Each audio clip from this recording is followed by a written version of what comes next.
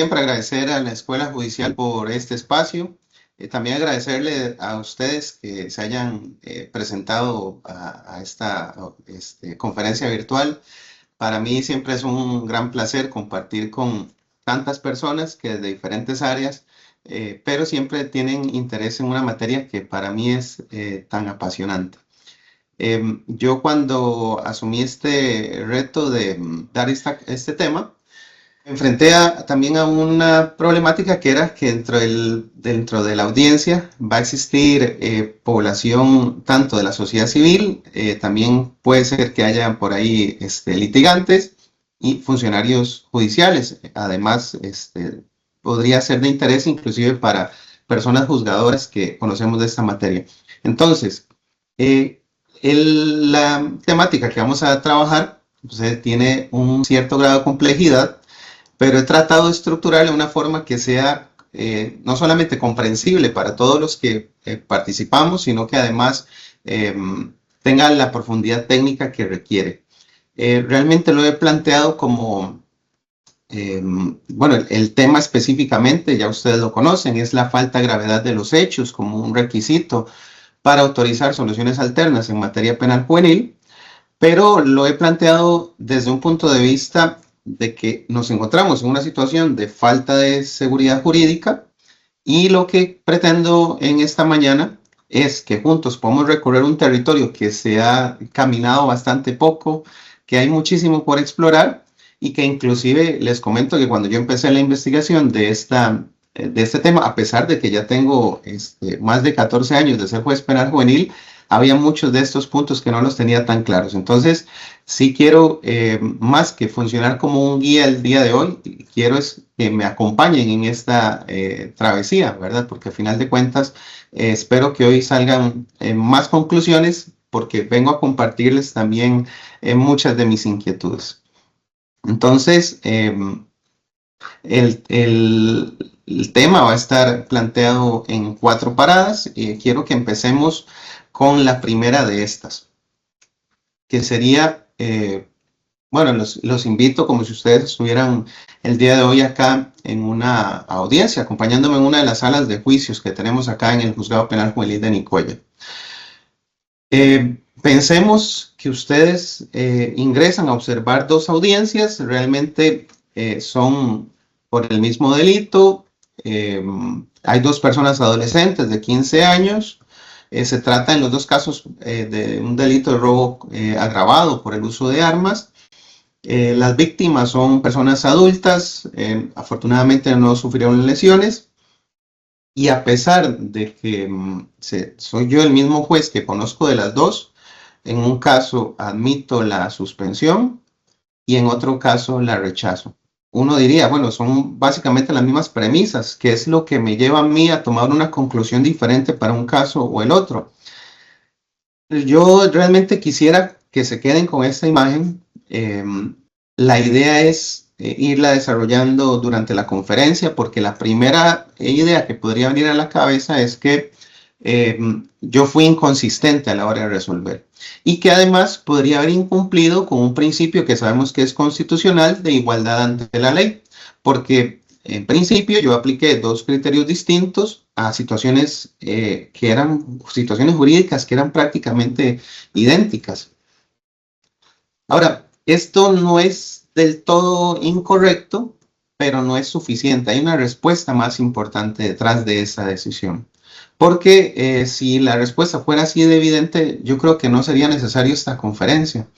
Realmente lo que podemos observar en este ejemplo que les estoy compartiendo es algo más profundo. Hay una contradicción judicial que es muy seria y que es algo que merece que saquemos este tiempo para estudiarlo. Necesitamos realmente tener un método claro para distinguir cuándo la gravedad de los hechos podría impedir una solución alterna. Porque cuando casos iguales reciben respuestas desiguales, el sistema no solo es inconsistente, sino que es injusto. Quiero que más adelante regresemos a esta sala de juicios. Por ahora vamos a cambiar un poco el enfoque. les voy a conversar o les voy a comentar acerca de un dato que está entre las estadísticas oficiales del Poder Judicial, pero del que se habla bastante poco. Para que ustedes hagan una idea, en el 2024, los juzgados penales juveniles del país finalizamos 3.492 expedientes a nivel nacional. Es decir, fueron procesados 3.492 expedientes en contra de personas menores de edad. De ese total, únicamente 458 llegaron hasta sentencia. Y de estas, 284 sentencias fueron absolutorias y 174 fueron condenatorias. Entonces ya esto también nos habla de cómo de 3.492 casos, solo 174 se hayan condenado. Podría coincidir con un relato muy populista que yo sé que la mayoría de ustedes han escuchado, que es que el sistema penal juvenil no condena, que es muy suave, o que es una alcahuetería porque simplemente es pues dejar pasar a las personas adolescentes. Sin embargo, es que este argumento no solamente es incorrecto, sino que, digamos, no tiene un respaldo ni técnico ni tampoco estadístico. Y se los voy a mostrar con esta otra información. Ese mismo año se finalizaron 2.186 soluciones alternas. Dentro de esas hubo 1.047 conciliaciones, 1.137 suspensiones del proceso a prueba y 2 reparaciones integrales del daño. Es decir, más del 62% de todos los casos que se finalizaron en el 2024 se resolvieron sin que fuera necesario conocerlos en juicio. Eso significa que casi nadie respondió por sus actos. No, significa todo lo contrario, más bien.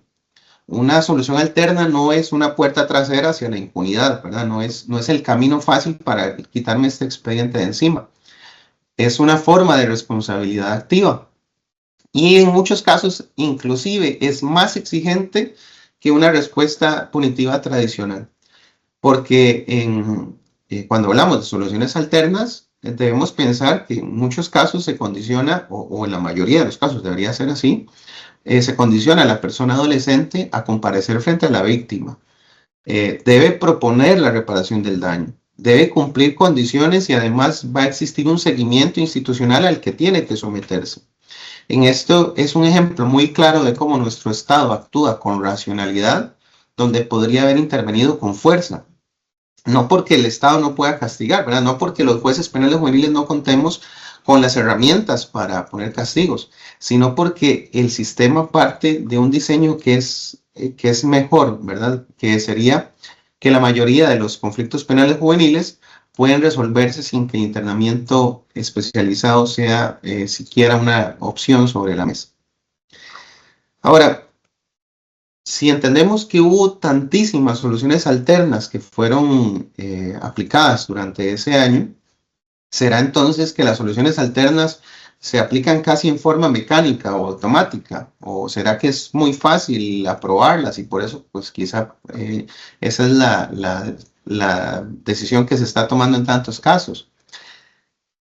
Pero no puedo tampoco quedarnos con esa imagen de que es algo tan fácil de aplicar en los procesos. Más bien quisiera, ahora les voy a proponer otro ejemplo, más bien les voy a pedir que se pongan en otro rol. Imagínense que les corresponde asumir la defensa de una persona menor de edad. Ya ustedes están apersonados al proceso como abogados o abogadas, ya están listos para entrar a la sala de audiencias a pedir una solución alterna. Han venido trabajando durante varias semanas con la persona adolescente y con la familia, le han pedido documentos, le han pedido que haga cambios, le han pedido que empiece a incorporar ciertas actividades saludables en su estilo de vida. Ya tienen clarísimo el expediente, ustedes lo han estudiado desde el inicio hasta el final. ¿Realmente se sienten ustedes seguros de que plantearon o que construyeron un plan reparador serio? E inclusive antes de entrar a la audiencia ya conversaron con el representante del Ministerio Público y ya saben que parte de la Fiscalía y de la víctima también están de acuerdo con la aplicación de la solución alterna. En un proceso penal de adultos, pues uno podría asumir que ya pues usted cumplió con los requisitos y es básicamente ir a hacer el trámite de presentar la solicitud y que sea aprobada por el juez. Sin embargo, y a pesar de que ustedes ya han trabajado suficientemente bien la propuesta, siempre aparece una pregunta y que no siempre se responde con claridad, que es, ¿ustedes estarían seguros de que esa solicitud va a ser aprobada? ¿O habría cierto margen de posibilidades de que la vaya a rechazar la persona juzgadora que tenga conocimiento de la causa? ¿Cuál será el criterio que va a utilizar esa persona juzgadora? Podría ser el mismo criterio que se aplicó en otro juzgado o puede ser el mismo con el que mañana se va a utilizar en ese mismo juzgado. Se los voy a pedir, digamos, para lograr tal vez más profundidad en la interiorización, que imaginen que quien está sentado en esta sala de juicios esperando una decisión es una persona cercana a ustedes, una sobrina, un sobrino, una persona joven que ustedes conocen, un adolescente que cometió un error serio, pero su historia no se termina en ese error. ¿Ustedes estarían satisfechos con que la respuesta del Estado dependa de una intuición o de una subjetividad de la persona que tiene a cargo resolver ese expediente? ¿O estaríamos todos de acuerdo en afirmar que más bien es necesario tener un método claro y predecible que sea realmente técnicamente estructurado para darle una respuesta adecuada a todas las personas que se presentan a solicitar una respuesta a la Administración de Justicia? Esto es lo que nosotros llamamos seguridad jurídica. Y el problema que tenemos es que hay una falta de certeza a la que nos enfrentamos diariamente. Porque lamentablemente casos iguales están recibiendo respuestas desiguales y realmente necesitamos algo más a la hora de informar de los derechos a las personas menores de edad, algo que no sea la simple probabilidad. Deberíamos tener cierta garantía de que esto es una opción real para esa persona menor de edad. Ahora, esto es injusto no solo para la persona la persona menor de edad acusada, ¿verdad? También el problema está en la falta también de certeza para la persona ofendida, que tal vez no encontró la respuesta que necesitaba o que merecía del sistema judicial. Me gustaría, antes de introducirnos para comprender más a fondo qué son las soluciones alternas, cómo es que se aplican en nuestro país, me gustaría que hablemos muy brevemente de los principios que informan el proceso penal juvenil. Son muchos más, pero me interesa y por eso los he detectado dentro del radar, estos 4. Muy brevemente los vamos a estar trabajando esta mañana. Antes de eso, sí, quiero compartirles también un dato importante. ¿Por qué creo yo que es importante profundizar hoy en este tema de la falta de gravedad de los hechos? Bueno, sí quisiera también repetir el tema de la estadística. Si en el 2024 se tramitaron 2.186 soluciones alternas, no estamos hablando de un tema que pase poco o que aparezca ocasionalmente en nuestra práctica judicial. De hecho, es algo a lo que nos vamos a enfrentar con muchísima frecuencia. Muchas veces, además, bajo la presión del proceso, con expedientes que no siempre tienen la información necesaria, corriendo entre audiencias, porque además a veces señalamos audiencias muy rápidas y muy seguidas. Entonces, bueno, es importante saber que en la mayoría de estas soluciones alternas se hizo una valoración sobre la gravedad de los hechos. El problema que tenemos es que esa gravedad de los hechos no siempre se ha aplicado de la misma forma. Y tenemos también normativa que viene de los compromisos internacionales asumidos por Costa Rica, que nos dicen que Costa Rica debe de alguna forma favorecer la aplicación de soluciones alternas al conflicto hacia las personas menores de edad. Ahora, entonces, empezando con los principios a los que les comentaba, es que tenemos el interés superior de la persona menor de edad, que básicamente consiste en que toda decisión que afecte a una persona menor de edad en desarrollo se debe considerar primordialmente su bienestar y su desarrollo integral, que no se tiene que confundir con ausencia de responsabilidad, ¿verdad? En nuestra materia no tutelamos a la persona menor de edad o no la vemos como un objeto que hay que proteger, sino que la vemos como un sujeto de responsabilidades, pero le ayudamos en la toma de esas decisiones para saber que la respuesta del sistema va a ser proporcional y principalmente orientada a la reinserción social. También me interesa que veamos muy brevemente el principio de mínima intervención. Este viene directamente de los convenios internacionales, perdón, en los que establecen que las restricciones a la libertad personal de una persona menor de edad deben imponerse únicamente después de un cuidadoso análisis y deben reducirse al mínimo posible. Ok, regresando a este principio de mínima intervención, lo que tenemos que entender es que la intervención penal tiene costos reales en la vida de una persona que aún está formándose. Por ejemplo, si realmente tenemos claro que realizar no sé, por decir algo sencillo, pues una detención de una persona menor de edad, pero es necesario presentarse al colegio para sacar a esa persona menor de edad y traerla a los tribunales, ya eso tuvo un impacto importante en su vida. Ya hubo una exposición hacia las otras personas menores de edad del colegio, ya hubo un impacto hacia la familia de esa persona menor de edad que ha tenido que ir a preguntar a la policía porque no saben hacia dónde se llevaron a esa persona menor de edad. Y también, pues ya hay un impacto de esa persona menor de edad de a veces tener que pasar un tiempo en las celdas. Y no estoy diciendo que eso esté bien ni que esté mal, habrá que analizar el caso concreto. Lo que estoy diciendo es que realmente hay un costo en la vida de esa persona menor de edad. Y lamentablemente aún es más grave que esos costos no se distribuyen en forma neutral. Normalmente pesan más sobre los adolescentes que ya traen trayectorias con exclusión social, especialmente sobre las adolescentes que ya estructuralmente traen violencias que muchas veces han sido invisibilizadas. Ahora, el tercer principio es el de la diversificación de la respuesta penal, porque el sistema penal juvenil no está diseñado como un mecanismo que tenga solo dos opciones, ¿verdad? No es que solo existe la absolutoria y solo existe el castigo. Además, la ley, a diferencia de adultos, que son pocas las sanciones posibles, realmente la prisión o la cárcel está vista como la última de las posibilidades. Para eso la ley establece un catálogo de respuestas que la función de las personas juzgadoras es estructurar la sanción de acorde con las circunstancias específicas de cada caso.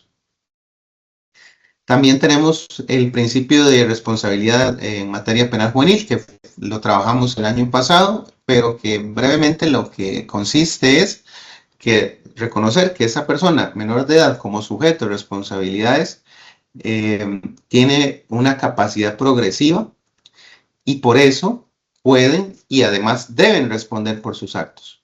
Pero, insisto, tomando en cuenta que la respuesta sea acorde con ese proceso de desarrollo. Entonces, vemos con solo estos 4 principios, vemos que realmente sí hay una marcada inclinación del sistema penal juvenil hacia la aplicación de soluciones alternas. Entonces, acá el cuestionamiento es cuándo es que debemos dejar de que se incline tanto el caso hacia la persona menor de edad, tanto que pueda fracturarse o quebrarse esa balanza y que es donde sí caigamos en esa famosa alcahuetería que muchos populistamente alegan. Bueno, entonces, quiero comentarles que bueno, el Tribunal de Apelación de Sentencia Penal Juvenil es un órgano que empieza a funcionar en el año 2012, cuando entra en vigencia la Ley de Creación del Recurso de Apelación, pero antes de eso existía un órgano que se llamaba el Tribunal Superior Penal Juvenil. Antes de eso, o sea, antes del 2012, ese órgano del Tribunal Superior Penal Juvenil y la doctrina tenían un criterio dominante con respecto a la gravedad de los hechos y la aplicación de soluciones alternas, que creo que de ahí viene los efectos que han perdurado hasta el día de hoy. Porque ese tribunal lo que sostenía, o el criterio dominante que había en ese momento era que la gravedad de los hechos no debía ser por sí sola un obstáculo para las soluciones alternas. Entonces, aunque se hacía referencia al artículo 132 de la Ley de Justicia Penal Juvenil y uno de los requisitos era la alta gravedad de los hechos, lo que el tribunal sostenía es que no era necesario cumplir todos los requisitos del artículo 132 y de esta forma se abría el camino para que existiera la posibilidad de aplicar soluciones alternas. Ese enfoque realmente tiene una base legítima que es en estos principios que acabamos de revisar, porque podría haberse generado, digamos, un criterio en el que no se, digamos, la aplicación de soluciones alternas al conflicto fuera tan restrictiva que no existiera esa estadística como las que les compartí hace unos momentos. Pero el problema en que caímos es que esa interpretación carecía de un método sistemático para saber cuándo los hechos sí justificaban rechazar una solución alterna. Este criterio, digamos, se volvía muy subjetivo y realmente era más difícil de esta forma rechazar la aplicación de soluciones alternas. Por eso es que está ocurriendo el error que venía señalándoles al inicio. Había respuestas que eran dispares ante situaciones que eran realmente equivalentes. Yo he tenido, digamos, para esta investigación, he tenido que sacar el tiempo para hacer una investigación de la jurisprudencia que hay existente. Hice pues una consulta en la página de Nexus PJ y se consultaron sentencias del Tribunal de Apelación, de la Sala de Casación Penal Juvenil, de la Sala Constitucional, y vieran que me encontré datos muy interesantes. Por ejemplo, durante el 2012 y el voto más reciente que encontré es del año 2024. Pero entonces, entre ese periodo del 2012 al 2024, hubo 29 votos relacionados con la falta de gravedad de los hechos y con la aplicación de soluciones alternas. Pero, miren qué interesante, porque de esos 29 votos, 17 fueron anulados. Entonces, es una estadística pues bastante alta. Y entre los votos, pues me llamó la atención una frase que resume muy bien el problema que nos enfrentamos hoy, que es, se las leo textualmente, dice: la incertidumbre sobre la interpretación del artículo 132 genera una angustia existencial en quienes deben aplicarlo. Y esto, insisto, no aparece en un artículo académico, aparece en una resolución judicial. Se ha venido reduciendo esa incertidumbre, pero el propio tribunal ha identificado que para los operadores jurídicos de la materia penal juvenil se genera angustia la aplicación de la norma, ¿verdad? Del artículo 132, de la aplicación de soluciones alternas al conflicto, de la falta de gravedad de los hechos. Y el tema es que esto no es, digamos, no es algo solo teórico, está realmente presente en la práctica cotidiana.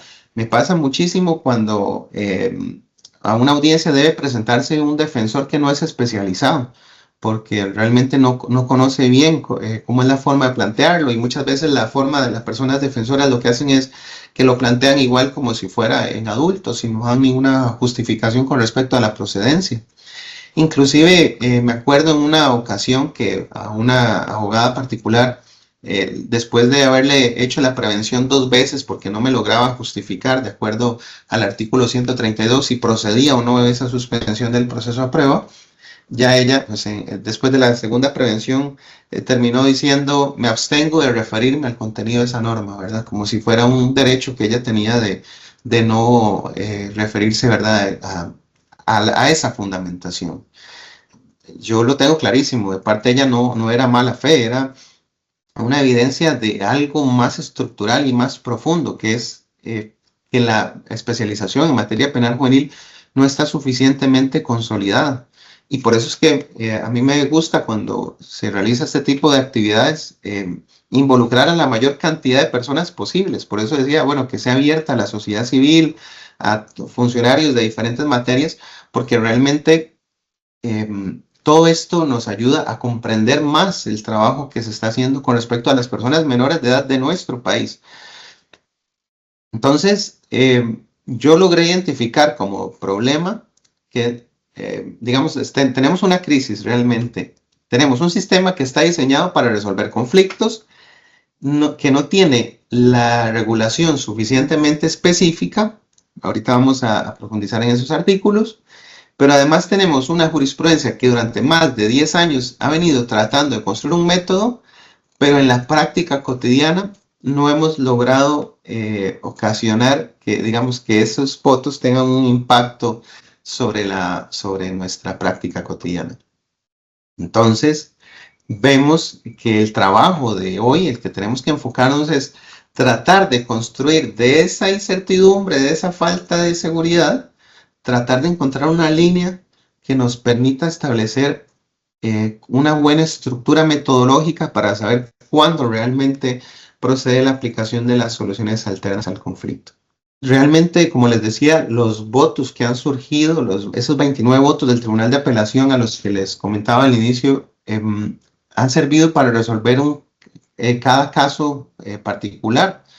Pero hay algo muy interesante porque cuando se analizan en conjunto, se logra extraer una estructura de razonamiento que es bastante consistente. O sea, realmente podemos decir que hay una línea jurisprudencial que nos ha marcado el camino que debemos seguir.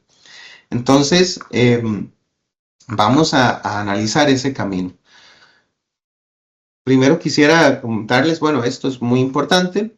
Las soluciones alternas no son un premio en el proceso penal juvenil, porque no nos basamos en un sistema de impunidad. De nuevo, no es el pobrecito o la pobrecita persona menor de edad que necesita la atención y el apoyo del Estado. Nosotros vamos a ver cómo ayudamos a esa persona menor de edad en formación para cambiarle su vida, sino que en mucho depende de que esa persona menor de edad quiera asumir una participación real en las modificaciones de su vida y en dar una respuesta que sea adecuada al daño que podría haber ocasionado.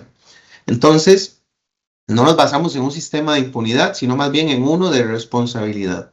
Y cada solución alterna que aprobamos debe partir de que es una oportunidad que se le brinda a esa persona menor de edad.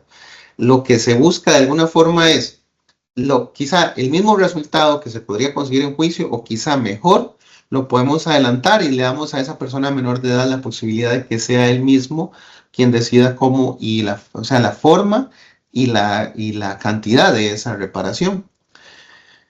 Realmente nosotros en materia penal juvenil contamos con 3 figuras. Vamos a empezar con con la suspensión del proceso a prueba. La regulación está específicamente en los artículos 89 a 92 de la Ley de Justicia Penal Juvenil. Únicamente me voy a detener en el 89, que dice que cuando ya ha sido resuelta la procedencia de la acusación, que sería a solicitud de parte, el juez podrá ordenar la suspensión del proceso a prueba en los casos en que proceda la ejecución condicional de la sanción para la persona menor de edad. Entonces, el artículo 89 lo que hace es referirnos al artículo 132 de la Ley de Justicia Penal Juvenil, que es el que se utiliza en la práctica cotidiana. Pero para las personas que no digamos que no trabajan directamente en la materia, 2 detalles que me parece importante contarles es que a diferencia de la conciliación, en la suspensión del proceso a prueba no se requiere que haya una aceptación de la víctima y tampoco requiere anuencia del Ministerio Público. Básicamente lo que se exige es que la persona menor de edad comprenda lo que se está solicitando y manifieste expresamente que se compromete a cumplir con los acuerdos o con el plan reparador. Y a partir de ahí, pues la labor del juez es hacer ese análisis de procedencia para verificar que realmente se le puede permitir cumplir con esa suspensión del proceso a prueba. Que básicamente lo que consiste es que el proceso va a mantenerse a la expectativa de que esa persona menor de edad cumpla ese plan reparador, y si logra cumplirlo adecuadamente, el expediente se va a archivar sin que esa persona menor de edad reciba ningún castigo ni responsabilidad más que lo que ya realizó durante esa suspensión. Y también un dato interesante, una diferencia interesante que tiene con respecto al proceso penal para personas adultas es que no se requiere la aceptación de los cargos. O sea, la persona menor de edad, en este caso en materia penal juvenil, no va a tener que aceptar los hechos que son base de la pieza acusatoria. Entonces, bueno, lo que implicarían es, para autorizar una suspensión del proceso a prueba, revisar los requisitos formales, a partir de ahí al valorar el artículo 132 de la Ley de Justicia Penal Juvenil, y ya con eso se estaría admitiendo. Esto en la forma, ¿verdad? Ahorita vamos a ir viendo cómo cambia todo. La conciliación es un acto jurisdiccional voluntario entre la persona menor de edad acusada y la persona menor de edad, o perdón, la persona ofendida o su representante, porque está estipulada de esta forma en el artículo 61 a 67 de la Ley de Justicia Penal Juvenil. Pero hay un dato interesante.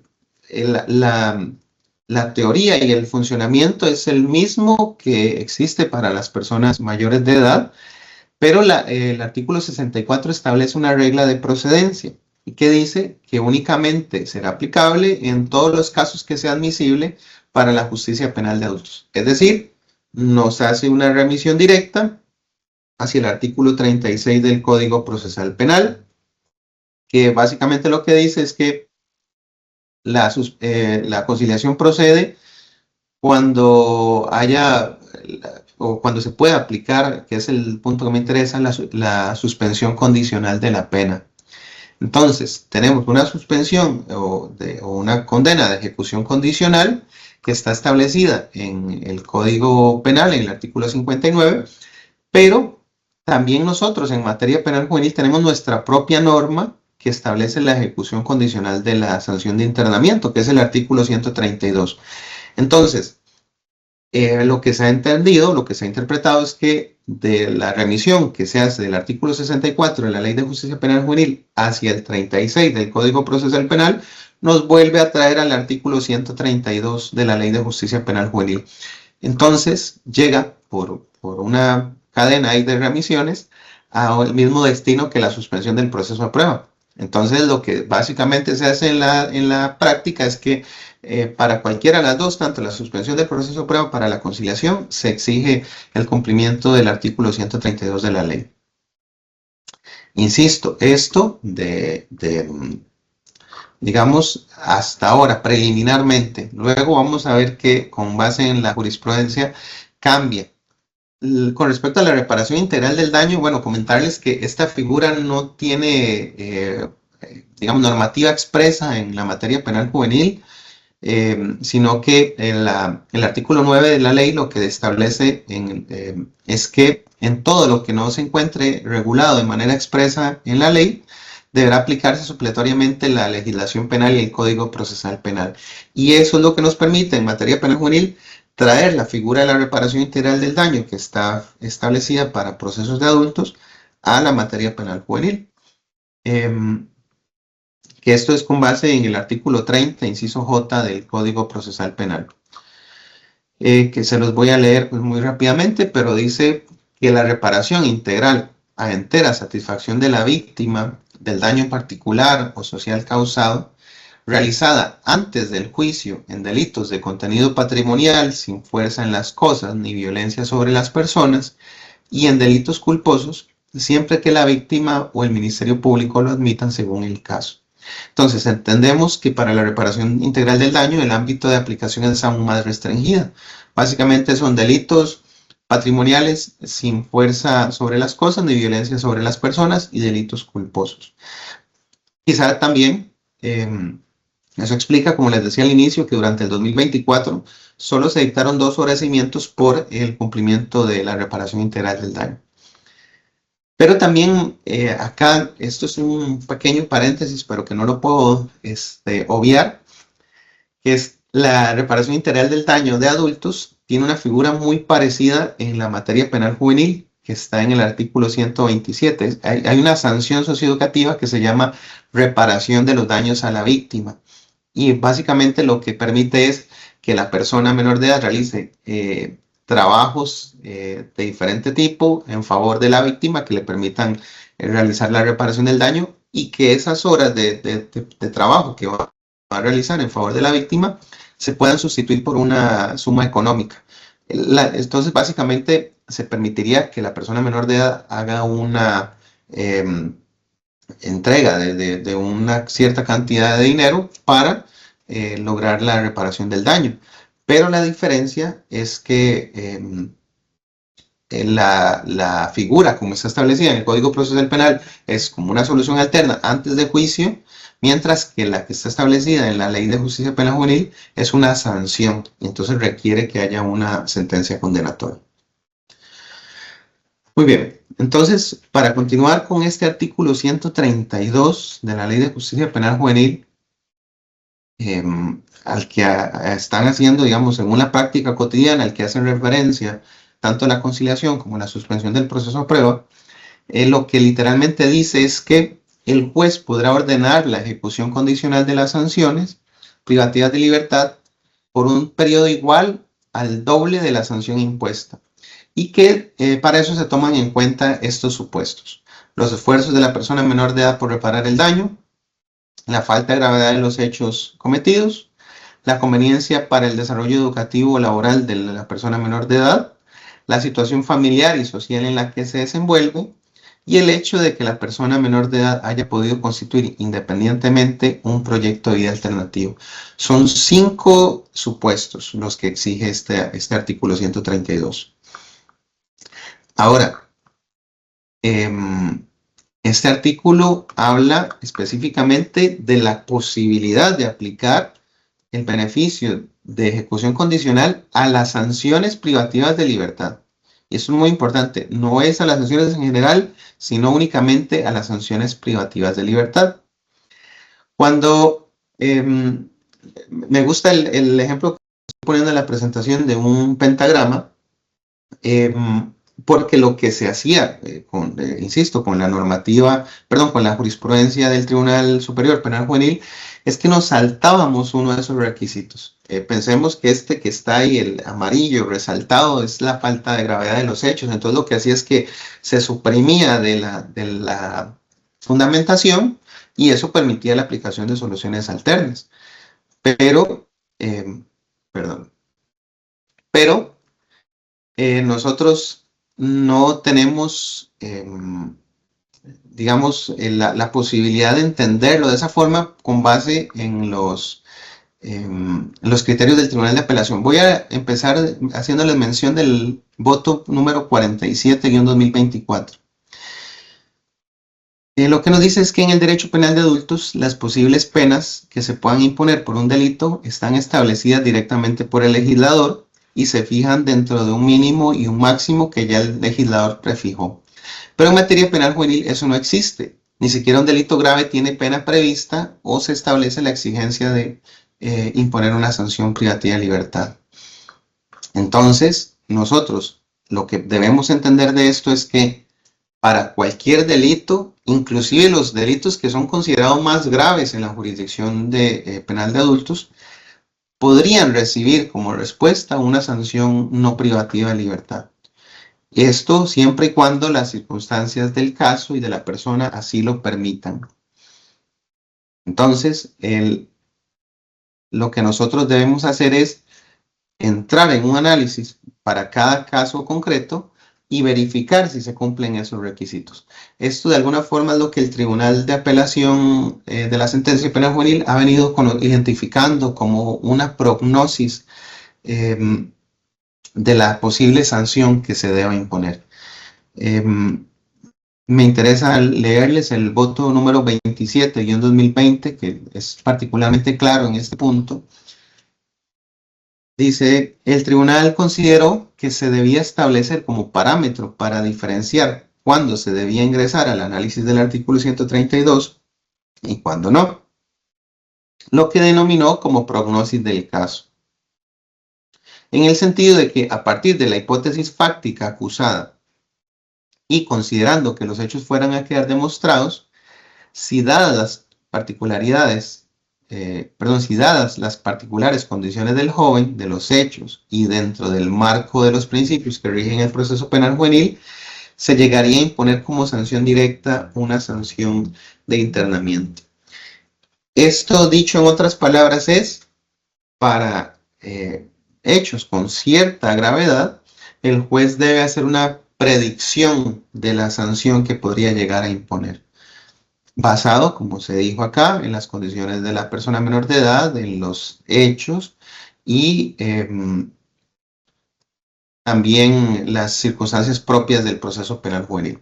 Acá esto nos genera una regla de oro en el artículo número 47, perdón, en el voto número 47-2024, porque lo que nos permite comprender, digamos, un análisis que se hace es si existe una posibilidad en la predicción que haga la persona juzgadora de que va a llegar a condenar, pero además que la condenatoria sería de internamiento en centro especializado, pues la medida alterna podría proceder, pero únicamente si se analiza el artículo 132. Si la interpretación que yo hago es que la sanción de internamiento no va a ser la que se imponga a ese caso concreto, la medida va a proceder automáticamente como funciona para las personas adultas. Se los voy a tratar de explicar de otra forma porque esto puede, digamos, de alguna forma abrumarnos. Esto tal vez también les voy a, por medio de la lectura del voto número 206-2020, lo que nos dice de alguna forma es, si la prognosis de la sanción no es privativa de libertad, es decir, si esa predicción que hicimos nos va a llevar a entender que esa persona no sería condenada a una sanción de internamiento en el centro especializado, no es aplicable el artículo 132 de la Ley de Justicia Penal Juvenil y podríamos proceder directamente a conocer la posibilidad de la suspensión del proceso a prueba sin necesidad de valorar los artículos los incisos del artículo 132. Ahora, cuando nos encontramos ante la posibilidad de las sanciones privativas de libertad, entonces, si esas sanciones podrían ser de 3 años o menos, tampoco sería aplicable el artículo 132, porque lo que se busca es darle a los adolescentes el mismo trato que se daría a las personas adultas. Esto, entonces, quiero planteárselos como tal vez una estructura, ¿verdad? Para que tal vez sea un poco más fácil digamos, darle seguimiento a esa metodología que ha venido trabajando el Tribunal de Apelación. La idea es, la persona juzgadora va a tener que realizar una prognosis. Si esa prognosis o esa predicción de la sanción a imponer indica que la sanción no va a ser privativa de libertad, permite o da vía libre para una solución alterna. Pero además, si es privativa de libertad, pero entendemos que sería de 3 años o menos el tiempo que va a estar privado de libertad, también tendría vía libre porque se equipara a cómo funcionan las personas adultas, como les decía, el artículo 59 del Código Penal que permite la ejecución condicional de la pena cuando el delito, cuando la pena que se imponga sea de menos de 3 años de prisión. Ahora, ¿qué pasa si de ese análisis que se hizo, si se lleva a considerar que esa privación de libertad va a superar los 3 años? Bueno, entonces aquí es donde hay que hacer un análisis del artículo 132. Ahora sí se entra en ese análisis de la gravedad de los hechos.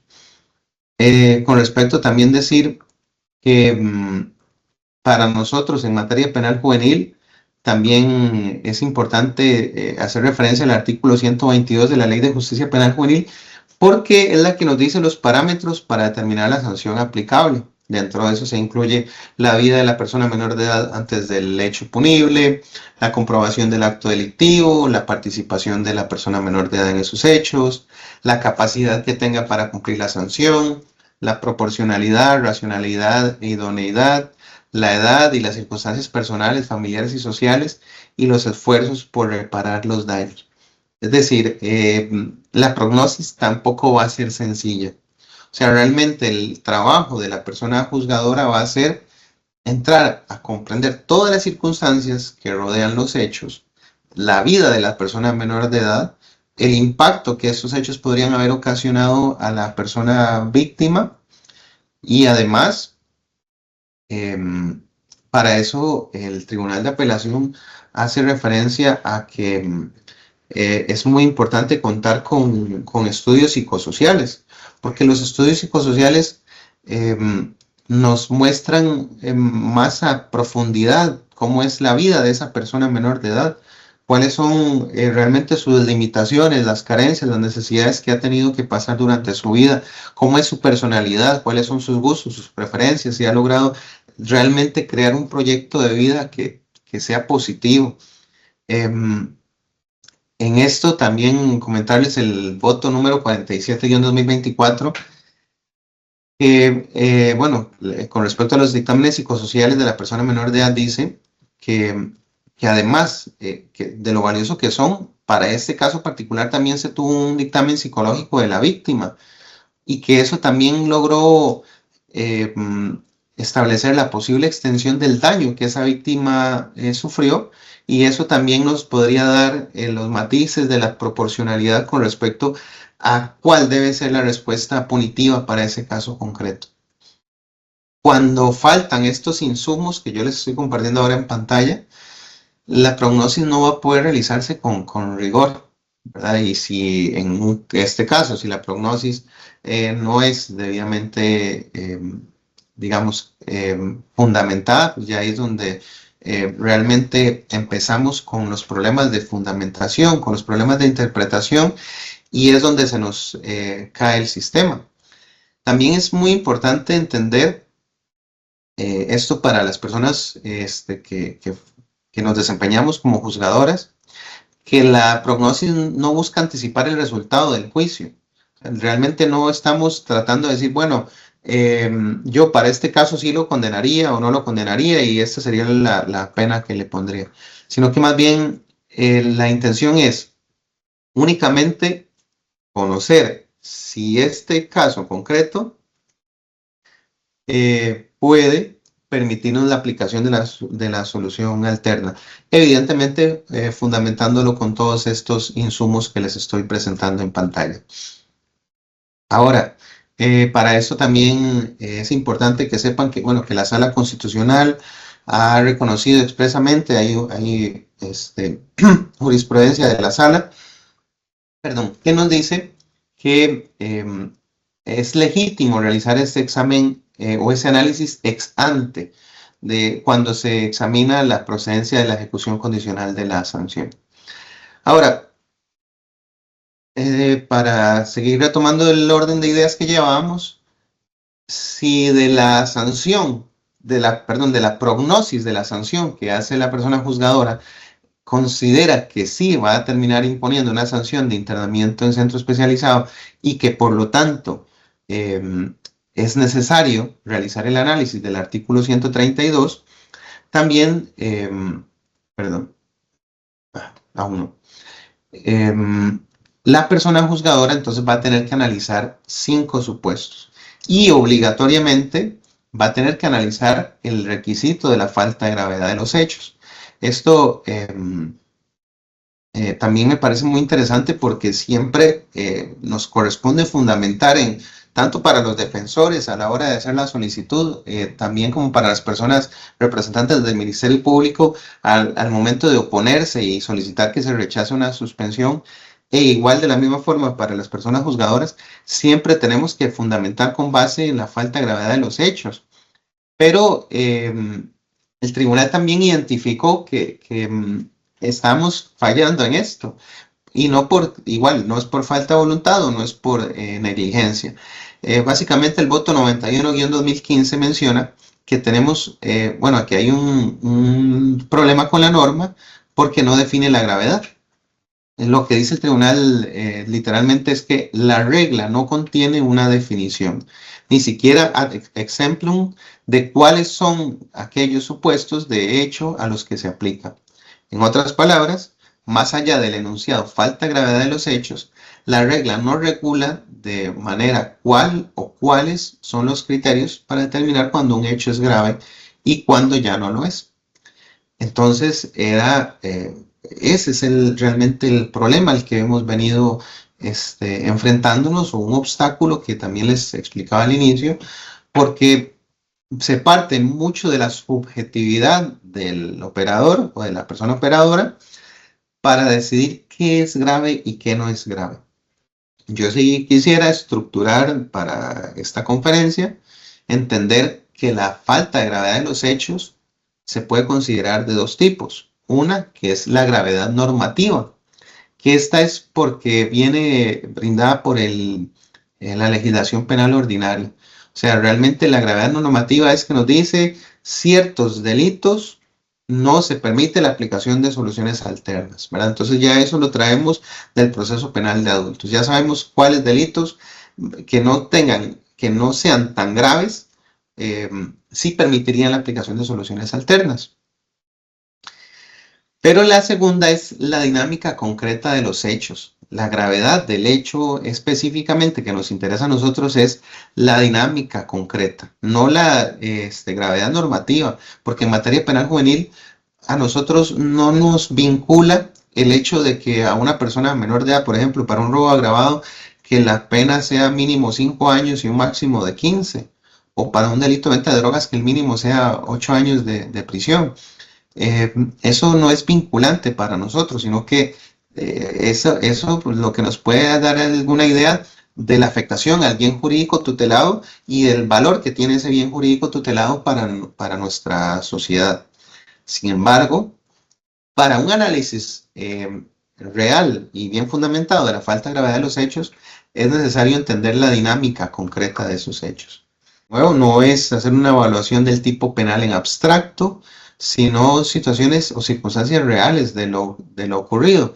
¿Cómo fue que se ejecutó? ¿Cuál fue el grado de violencia? ¿La cantidad de víctimas que hubo? ¿Cuál fue la afectación real al bien jurídico tutelado? Todo ese contexto que rodea los hechos. De hecho, también me llamó la atención el voto número 238-2024, en el que el tribunal criticó fuertemente a una juzgadora que aprobó una suspensión del proceso a prueba sin hacer ese análisis.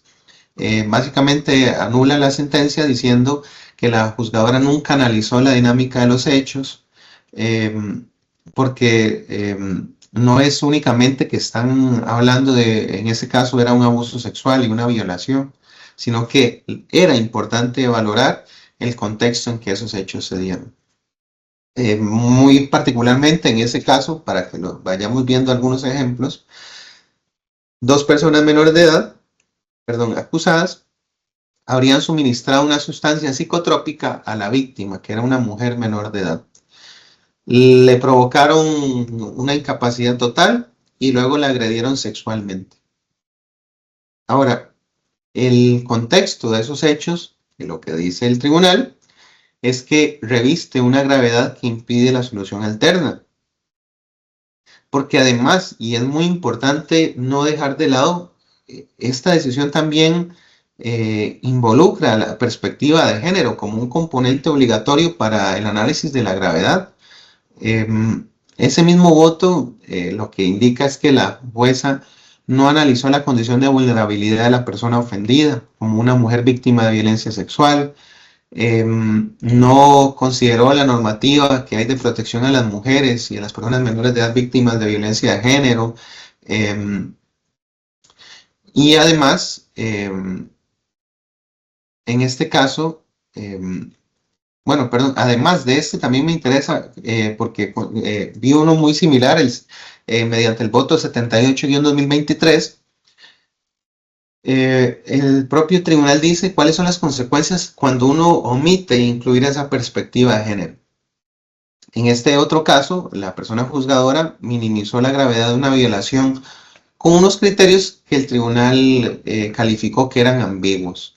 Específicamente el tribunal dijo: nos parece totalmente impropio, como lo señaló la fiscal, y subjetivizado que se pretenda hacer una valoración de la gravedad de los hechos a partir de consideraciones que la juzgadora, como lo señaló la fiscal, no sabemos si por experiencias personales o experiencias de vida, o dónde extrae las razones para decir que una violación no sería un hecho grave.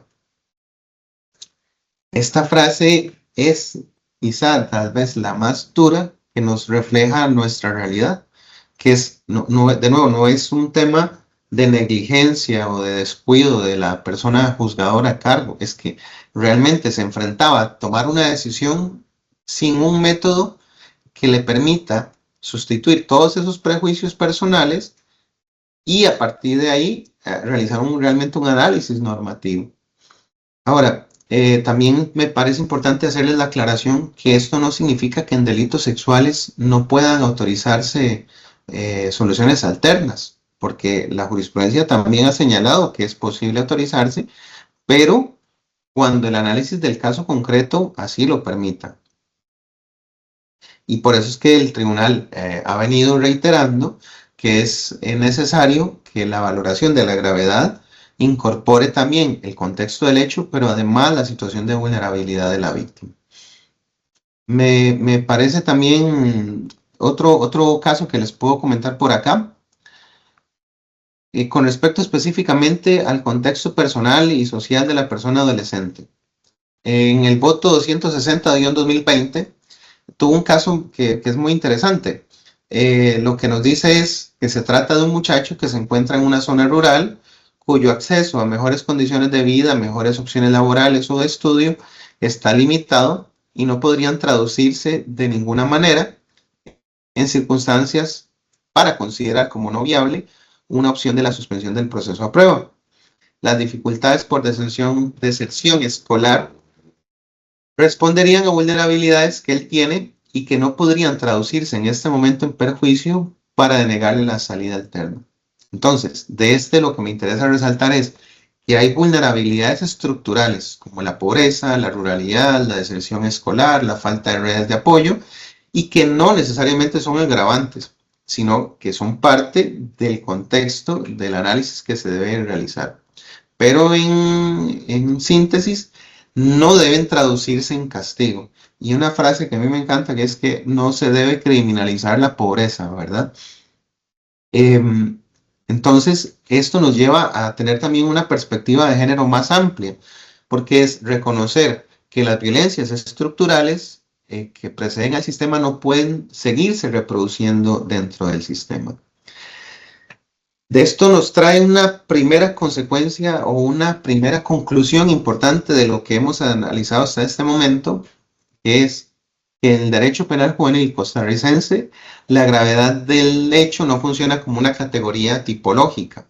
O sea, no nos basamos únicamente en lo que dicen los artículos del Código Penal y las leyes especiales, sino como un juicio de proporcionalidad contextual y que este se activa únicamente después de que se realiza la prognosis de la posible sanción.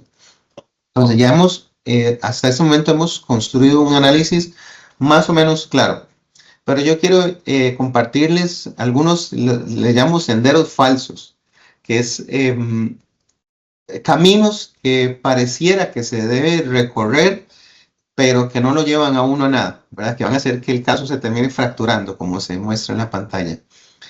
Ya entonces entendemos, según el tribunal, la metodología que nos están proponiendo mediante esa línea jurisprudencial, y entonces vamos a analizar un par de casos reales para que no nos quedemos solo con la abstracción, porque yo sé que hasta este momento ha sido bastante pesada la conferencia. Quiero que vayamos a errores interpretativos de que ocurren en la práctica cotidiana. La primera, y es muy común, el mito del desbordamiento del tipo penal. Una fundamentación muy recurrente en las audiencias judiciales es que lo que se dice es, bueno, en este caso se cumple el requisito del artículo 132 porque los hechos que están descritos en la acusación no desbordan el tipo penal o no van más allá de lo que está establecido por la conducta típica que es pues, ya prediseñada por el juzgador para sancionar ese delito. Realmente acá les voy a compartir imagínense de nuevo que están en una sala de audiencias, ¿verdad? Que ustedes eh, se presentaron a hacer la solicitud y luego esta es la decisión de la persona juzgadora. Voy a leerla literalmente. Según lo dice el voto 238-2024. Eso es de nuevo, es una resolución dictada en una audiencia oral por una persona juzgadora. No existen conductas aparte de las típicas que desborden el tipo penal. No se desprende de la acusación elementos que agraven las conductas acusadas. Perdón. No hubo violación más allá de la propia del tipo penal. Pues vean que grave, no hubo violación más allá de la propia del tipo penal. En otras palabras, lo que nos está diciendo esa persona juzgadora es que como la violencia que describe la acusación coincide con lo que ya el tipo penal tiene establecido, entonces los hechos no son graves. Y como no son graves, entonces sí procede la solución alterna. Pero vean qué interesante, porque les voy a contar cuáles eran esos hechos. Según la acusación que analizó esa persona juzgadora, dos personas menores de edad se pusieron de acuerdo para invitar a la víctima, que era una adolescente, a la casa de uno de ellos. Le dieron de beber, en la bebida colocaron una sustancia psicotrópica, esa sustancia le hizo perder completamente el control, y cuando ella estaba en ese estado de incapacidad absoluta, que fueron ellos mismos los que la indujeron a estar en esa condición, en ese momento la agredieron sexualmente. Uno de ellos la violó en una primera oportunidad, el otro la abusó sexualmente de ella y luego se produjo un segundo acceso carnal no consentido, una violación. Esos son los hechos. Y a esos hechos el tribunal dijo que no desbordaban el tipo penal y que por lo tanto procedía a la aplicación de una solución alterna al conflicto. Bueno, realmente la intervención del tribunal fue absolutamente necesaria y fue categórico al corregir ese error, porque, bueno, además me parece importante, ahorita voy a profundizar en esto, pero es que, digamos, lo que me genera a mí la preocupación y por lo que traigo este mito a la conferencia, no es para criticar a una persona juzgadora en un caso concreto, que realmente eso no es no es mi intención ni es lo que me corresponde hacer. Lo traigo porque no es un error aislado. Y es un patrón que el Tribunal de Apelación lleva años identificando y corrigiendo, que aparece en varias resoluciones, que sigue apareciendo hasta en las últimas resoluciones que revisé, pues se seguía hablando de ese criterio de desbordamiento. Inicialmente, esto fue particularmente analizado en el voto número 238 del 2014, en el que se indica, bueno, surgió un criterio que en realidad se desconoce su origen, pero que se ha difundido prácticamente a lo largo y ancho del país en todos los juzgados penales juveniles. Repito, sin que se conozca en realidad el origen, en el sentido de que se cumpliría con el requisito de falta de gravedad cuando la violencia empleada no vaya más allá del tipo penal. Vean qué grave. El propio tribunal está identificando que a lo largo y ancho del país, en los juzgados penales juveniles, se está utilizando este mito del desbordamiento sin que exista un fundamento jurídico para poder darle aplicación. Además, en el voto número 260 en 2020, que es este también que les presento en pantalla, el tribunal dijo: hemos señalado que ningún delito puede desbordar el tipo penal. Si lo desborda es otro delito. Si hay circunstancias que lo agravan o circunstancias que aumentan la intensidad de afectación, eso forma parte del tipo penal o de los elementos que lo pueden agravar, pero nada se desborda. Dicho de otra forma, el desbordamiento del tipo penal es un concepto que no existe como una categoría jurídica. Palabras más sencillas, si tenemos hechos que son típicos de una conducta que ya está descrita y que por lo tanto debe ser sancionada, pero si tenemos hechos que van más allá de estos elementos descriptivos del tipo penal, entonces estamos hablando de ya sea otros tipos penales calificantes o podemos estar hablando de agravantes del tipo penal. Pero si no lo agravan, sigue siendo el mismo delito. O sea, realmente hay una gravedad que es la gravedad normativa de esos hechos. En el voto número 62-2020 hay una distinción que también me parece muy importante leérselas. El desbordamiento del tipo penal lo que genera es un aumento del reproche y consecuentemente del quantum de la sanción. Perfectamente puede acontecer que no haya desbordamiento del tipo penal que justifique el aumento del quantum de la pena, pero el hecho delictivo sigue siendo en su esencia grave. Un ejemplo muy sencillo de esto pues es un homicidio. No requerimos que haya una calificante del homicidio para decir que los hechos son graves. Realmente la propia figura típica base de homicidio pues ya es un hecho que tiene una naturaleza que es realmente grave. Ahora, si esto ¿verdad? Si no es necesario, entonces, o más bien, si no nos funciona el mito del desbordamiento, entonces, ¿qué tenemos que hacer? Bueno, es no quedarnos con el tipo penal en abstracto, sino entrar de lleno a las circunstancias en las que el hecho se produjo y llegar a lo que hablábamos de la prognosis o de la predicción de la sanción que se debe imponer. Voy a compartirles otro de los mitos, que es bueno, que es la ausencia de un método. El voto número 276-2021 plantea una tensión que también me pareció importante traérselas hoy. Es un caso de una violación a un niño de 9 años. La persona que lo habría realizado es un joven de 16 años.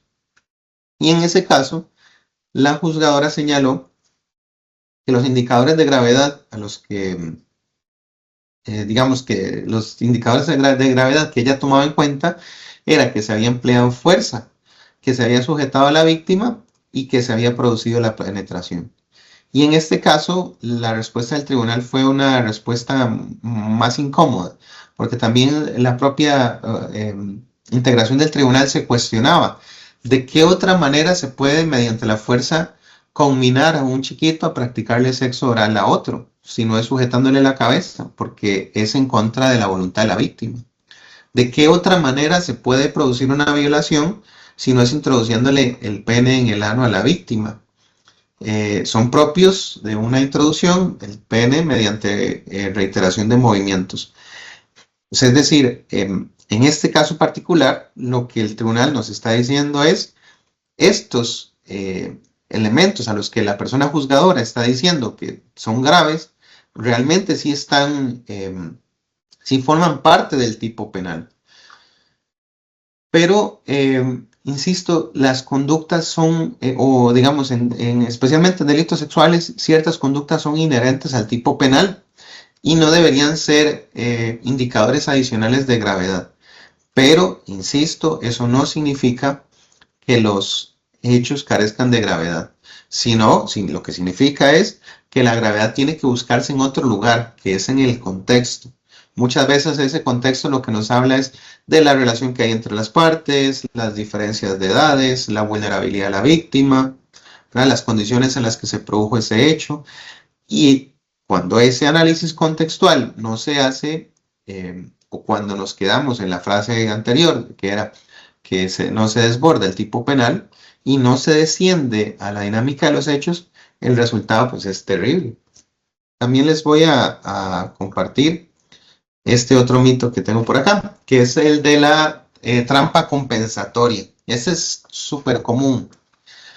Lo que nos dice brevemente es que las buenas condiciones personales hacen ceder la gravedad de los hechos. Por eso vemos una balanza ahí en la que por un lado está la gravedad de los hechos y por otro lado es que las condiciones de esa persona menor de edad son tan buenas que no le debemos negar la solución alterna. Pensemos nuevamente, están ustedes en una sala de juicios, observan, bueno, el caso que estamos analizando en este momento es un joven que están acusándolo de una tentativa de homicidio. Según la acusación, lo que se lee en ese momento es que ese adolescente, junto con 3 personas más, intentó apoderarse de bienes ajenos en el plantel de una finca bananera. Cuando los guardas de seguridad intervinieron, el grupo abrió fuego, múltiples disparos contra los ofendidos, quienes eran los guardas. Estamos hablando de un delito con armas de fuego, con pluralidad de agresores, y además se puso en peligro la vida de las víctimas. En ese caso particular, la defensa solicita una suspensión del proceso a prueba, y esa suspensión fue autorizada por la persona juzgadora que la conoció. ¿Y cuál fue el motivo principal para autorizarla? Bueno, que el adolescente había terminado el colegio, que tenía trabajo, que contaba con una familia, que tenía buenas redes de apoyo y que además tenía un proyecto de vida alternativo. Es decir, lo que nos estaba diciendo era que como tenía muy buenas condiciones personales, hacían que ese requisito de falta de gravedad de los hechos se diera, como la imagen que les ponía el Pentágono, ¿verdad? Entonces nos saltamos la gravedad de los hechos, la rompemos y que no formen parte de la ecuación. En esta ocasión, el tribunal en el voto 35-2023 lo rechazó categóricamente. Lo que nos dijo fue que ese argumento no es de recibo, que no es correcto porque entonces deja sin contenido el requisito que está establecido en una ley. Pero además que las simples condiciones personales positivas del joven hacen que no tenga la relevancia o más bien sostener que esas condiciones personales positivas no tengan relevancia en la gravedad de los hechos, es vaciar de contenido todos los principios especiales del proceso penal juvenil, como además son el principio de proporcionalidad, razonabilidad, responsabilidad del joven imputado ante la comisión de un hecho grave y desde luego los principios de prevención especial y general positivo. Entonces, ¿qué podemos extraer de esto que el tribunal nos está diciendo? No es que las condiciones personales no importan, porque sí valen en el proceso y son muy valiosas. Lo que nos está diciendo es que es necesario realizar el análisis de los 5 requisitos del artículo 132, que son concurrentes, no compensatorios. Es decir, no es como que si cumplo 4 de los 5 requisitos, con eso me basta. En algún momento se decía eso, como tengo la mayoría de los requisitos, ya con eso se puede autorizar la suspensión. ¿Verdad? O sea, realmente se podría querer acomodar de diferentes formas, pero la realidad es una sola, que se trata de requisitos concurrentes y lo que el tribunal ha sostenido es que se tienen que cumplir todos. Entonces, que una persona adolescente, no, bueno, es más bien decirles, eso tiene una lógica, que una persona adolescente estudie, trabaje y tenga una familia, no hace o no produce mágicamente que el hecho pase de ser grave a ser leve. Significa que ahora esa persona tiene condiciones muy favorables para cumplir una sanción socioeducativa. Entonces, de nuevo, sí es valioso, pero va a servir en una etapa procesal posterior, que es cuando se tenga que analizar su responsabilidad. También es importante que el voto, tal vez igual mencionarlo brevemente, el 151-2022, el tribunal analiza un plan reparador en el que la persona juzgadora no tomaba bien en cuenta las situaciones personales de la persona menor de edad acusada. Realmente lo que le dijo fue portarse bien, no molestar, no perturbar, no es un esfuerzo, es una regla de convivencia social. Entonces, también, y esto fue validado por el Tribunal de Apelación, entonces, esto también nos habla a nosotros y a las personas que somos operadores de la materia penal juvenil. Esas son reglas de convivencia social, pero los esfuerzos por reparar el daño también exigen más que una conducta neutra. Lo que exigen, digamos, es un acto verificable orientado hacia la reparación. Entonces, bueno, esto nos lleva a otra conclusión adicional.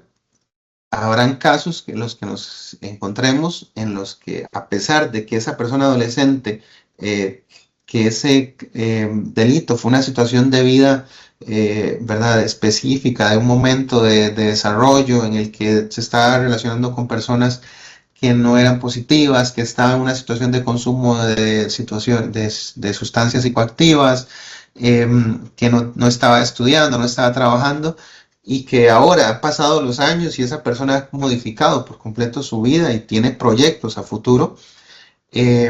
No significa que el hacer el juicio resulte un castigo.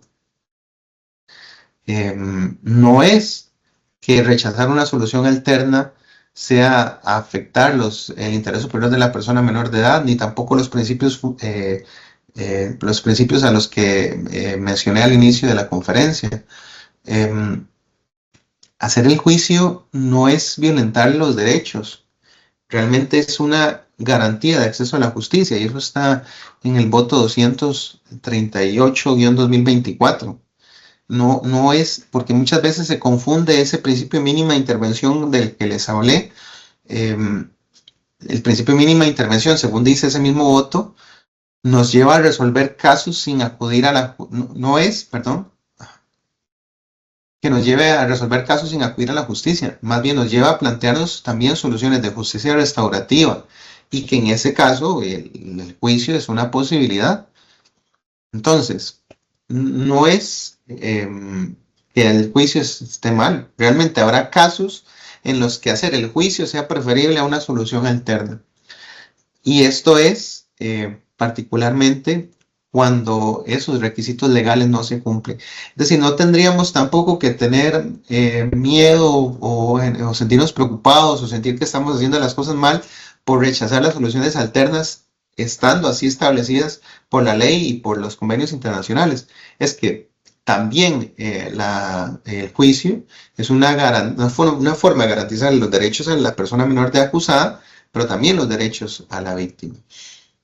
Y en este caso, particularmente cuando se trata de víctimas en delitos sexuales, porque negarle ese espacio a las víctimas por una aplicación que ya sea apresurada o infundada, no es mínima intervención, eso más bien tiene otro nombre, que es mínima justicia.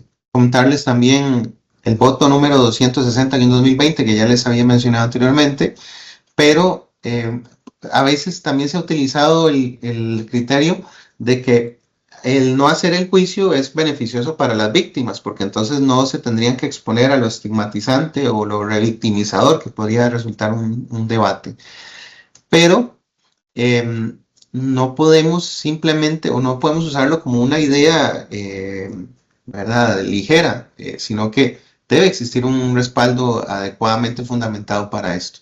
Porque no es simplemente el interés superior de las víctimas se satisfaga con no llevar un asunto a juicio, o que tratar de que esto no le haga daño, porque también en algunos de los votos del tribunal mencionaban que el motivo de una jueza para autorizar, o una persona juzgadora para autorizar una suspensión del proceso de prueba, fue evitarle a la ofendida el juicio. Muy bien, entonces, llegados a este punto, que ha sido pues bastante largo el camino, ¿verdad? Ya estamos llegando a la cima de la montaña. Yo quiero decirles que podemos reconstruir algo muy interesante, que, bueno, yo aquí le llamo un nombre, ¿verdad?, tal vez muy exagerado, que es el algoritmo jurisprudencial. Pero realmente lo que me interesa es comprender que en los 29 votos del Tribunal de Apelación que les comenté, en esos 12 años, lo que han permitido es generar un método, una metodología para la aplicación de las suspensiones del proceso a prueba, de las conciliaciones. Y ahora entonces, para premiar el haber llegado hasta este punto, lo que quisiera es más bien compartirles algunas herramientas operativas, cosas que no nos quedemos hoy solo con esa incertidumbre de que se está haciendo todo el trabajo mal, o que a partir de ahora toca empezar a cuestionarnos, ¿verdad?, todas las labores que realizamos, sino que más bien quisiera sintetizar el trabajo que hice con 3 herramientas que creo que pueden sernos de mucha ayuda en la práctica cotidiana. Primero, esta infografía de las soluciones alternas en el proceso penal juvenil lo que nos permite es primero conocer cuándo son procedentes las soluciones alternas, porque cumplen un requisito que es la falta de gravedad de los hechos normativos. Es decir, cuando el delito sí permite la aplicación de soluciones alternas. En ese sentido, perdón, tal vez lo podemos ir leyendo de la misma diapositiva. La base normativa de la suspensión del proceso de prueba es el artículo 89 al 92 de la Ley de Justicia Penal Juvenil. Ahora, ¿cuándo procede? Cuando la prognosis de la sanción que realicemos nos diga que no es necesaria una sanción de internamiento en centro especializado. Y entonces, eso sí, si la prognosis nos permite establecer que sí sería posible el internamiento en centro especializado, entonces ahí es donde corresponde hacer el análisis del 132. Similar con la conciliación. La base normativa, los artículos 61 a 67 de la Ley de Justicia Penal Juvenil, entender que proceden los mismos casos de la justicia penal de adultos y que también procede si, según la prognosis que hacemos, no se tendría que imponer una sanción de internamiento. Pero funciona igual que la suspensión del proceso a prueba. Si se valora el internamiento como una posibilidad, entonces es donde debe hacerse el análisis del artículo 132. Y por último, la reparación integral del daño, que tiene la base normativa en el artículo 30, inciso J del Código Procesal Penal, y que la regla de procedencia es en delitos patrimoniales sin fuerza sobre las cosas ni violencia sobre las personas y en delitos culposos.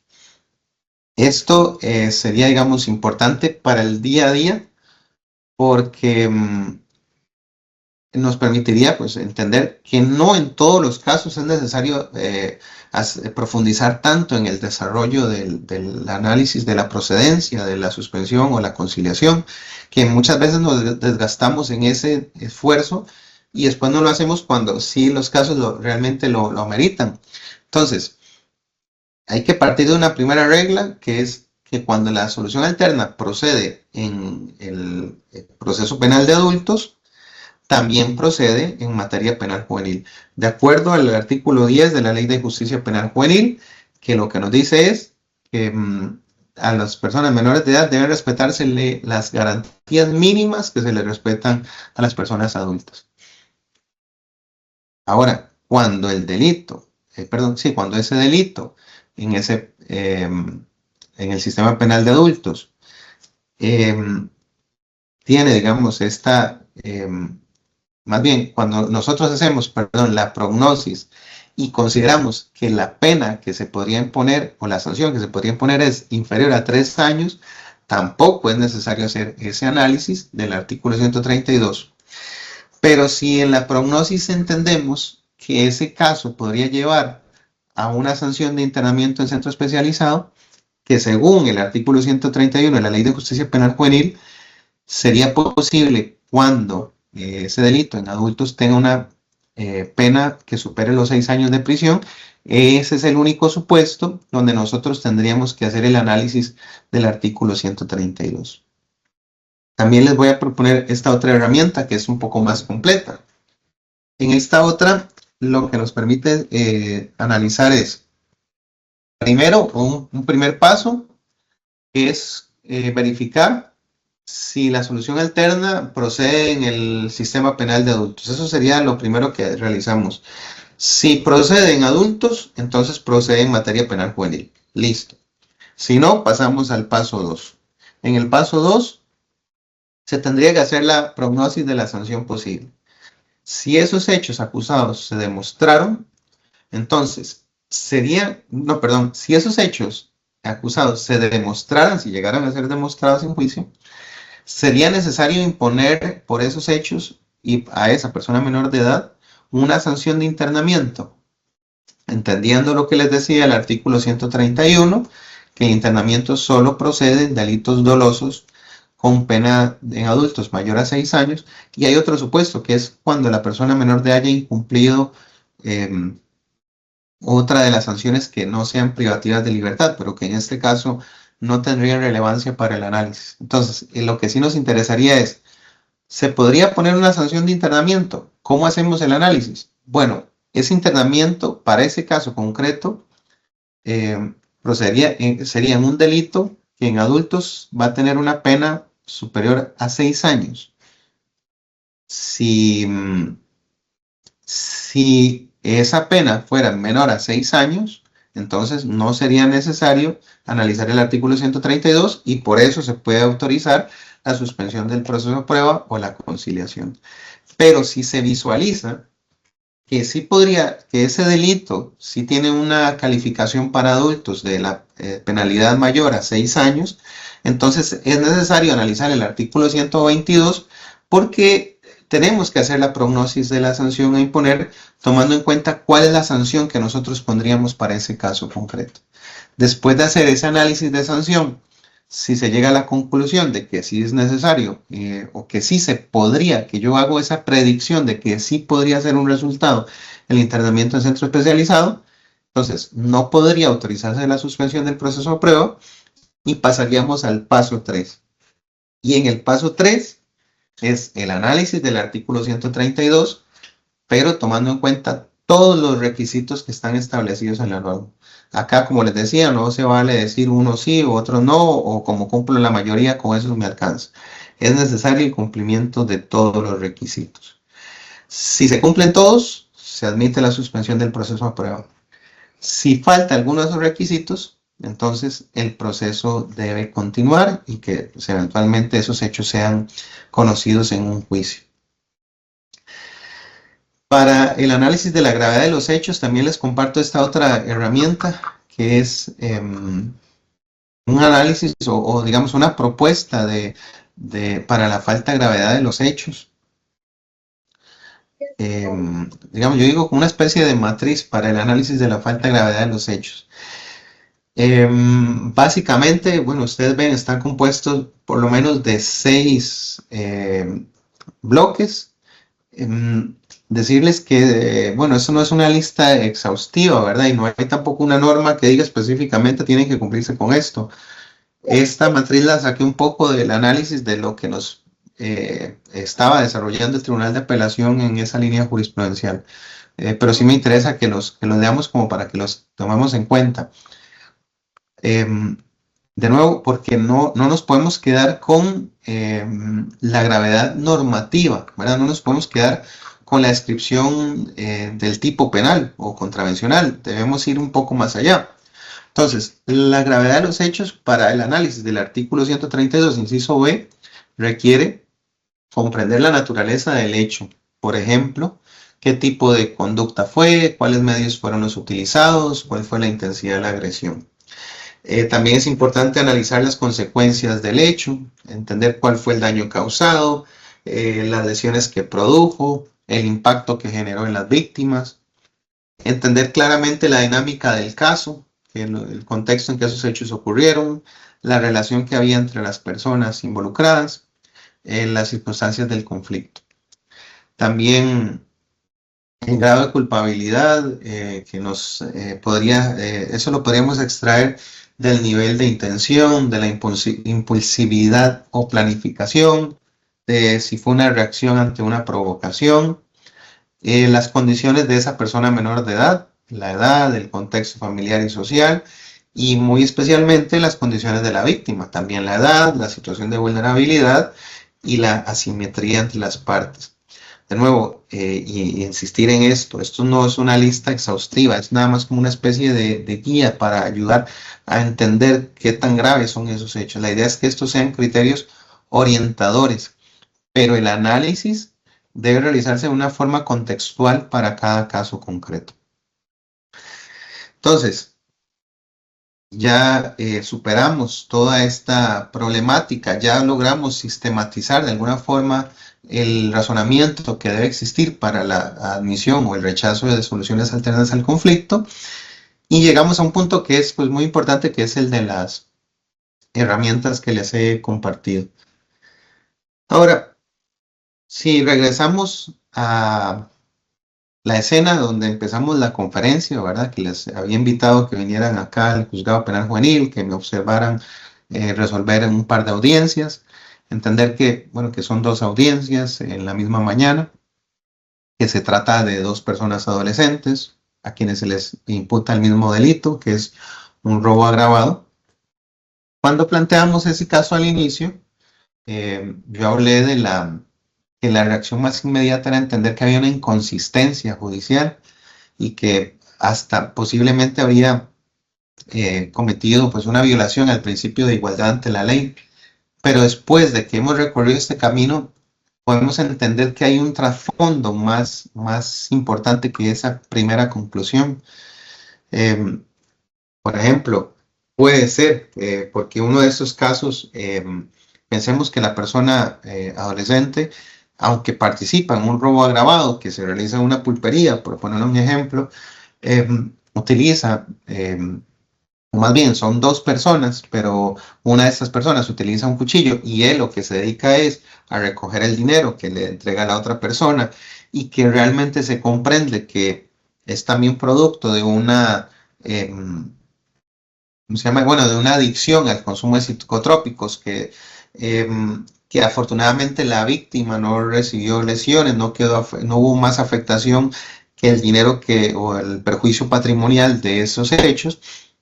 Entonces, realmente no era necesario considerar una sanción privativa de libertad. Estos casos se podrían reconstruir, por ejemplo, con un proceso de tratamiento de drogas bajo supervisión judicial, por ejemplo, que sería con atención integral por parte del IAFA, ponerlo a trabajar, a estudiar, pedir, bueno, verificar cuáles son las condiciones de las personas con las que se está desenvolviendo, proponerle reglas a su vida por medio de un compromiso que él mismo asuma, que le permitan entender que, bueno, sí podría estar en libertad, inclusive de ser condenado en un juicio, no necesariamente sería el internamiento, a pesar de que estamos ante un delito de robo agravado. Pero si vemos el caso 2, del que fue rechazado, podríamos decir, bueno, y si esa persona menor de edad fue la persona que tenía el cuchillo y es en otra pulpería diferente, ¿verdad? Pero en esa otra pulpería, además de la afectación patrimonial, el colocar el cuchillo a la víctima le ocasionó una crisis psicológica importante que la llevó inclusive a tener que cerrar la pulpería, no poder trabajar más, estar, digamos, al día de hoy recibiendo terapia y además, ¿cómo se llama? Bueno, no, esa misma afectación psicológica que ha recibido le ha impedido inclusive el poder presentarse a la audiencia y ¿verdad? Su participación no ha sido tan clara. Entonces también uno debe entender en respeto a los derechos de la víctima y además comprendiendo esas consecuencias que esos hechos generaron, realmente no sería posible admitir la solución alterna y que este caso particular lo correcto y lo conveniente sería que esos hechos sean analizados en juicio. Esto entonces nos va a permitir, digamos, ahora ya entendiendo un poco más el panorama, ¿verdad? O ese enigma ya resuelto, sabemos que el análisis no se queda en el tipo penal.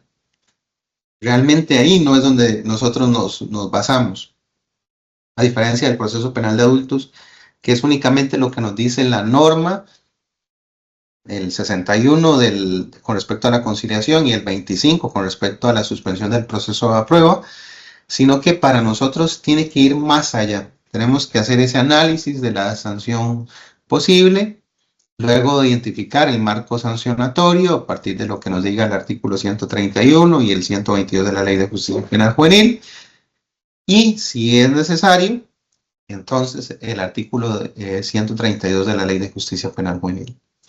Ya entendiendo este método, ¿verdad? O esta ruta que hay que seguir, si este método se aplica en forma rigurosa, dos casos con el mismo delito pueden conducir legítimamente a dos respuestas diferentes y esto ya no es arbitrariedad, es razonamiento jurídico lógico.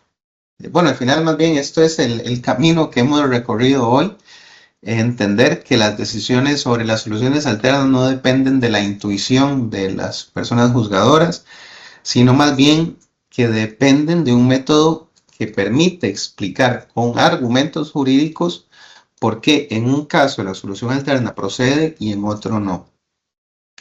Si logramos hoy de las personas que estamos acá empezar a tener ese impacto y empezar a incorporarlo realmente en la práctica cotidiana, entonces la próxima vez que nos enfrentemos a dos audiencias como estas, separadas por unos cuantos minutos, la diferencia entre las decisiones no va a generar dudas, sino que va a generar comprensión. Yo con esto quiero concluir, agradecerles sinceramente el tiempo y la atención, el esfuerzo que yo sé que han tenido que hacer para acompañarme también a lo largo de esta exposición, que ha sido pues, larga, pero también he tratado que sea muy técnica. Quizá como un premio por haber llegado hasta acá, les comparto un mapa jurisprudencial que son la lista de los 29 votos del Tribunal de Apelaciones Penal Juvenil, que insisto, eso es el resultado de una búsqueda que los filtros fueron para votos del Tribunal de Apelación de la Sentencia Penal Juvenil, de la Sala de Casación Penal Juvenil y de la Sala Constitucional para un rango de fechas de entre el año 2012 y los más recientes fueron del año 2024, como está en la lista. Esto pues les evitará que sean ustedes los que tengan que hacer esa consulta y que directamente puedan ir al análisis específico de esa jurisprudencia.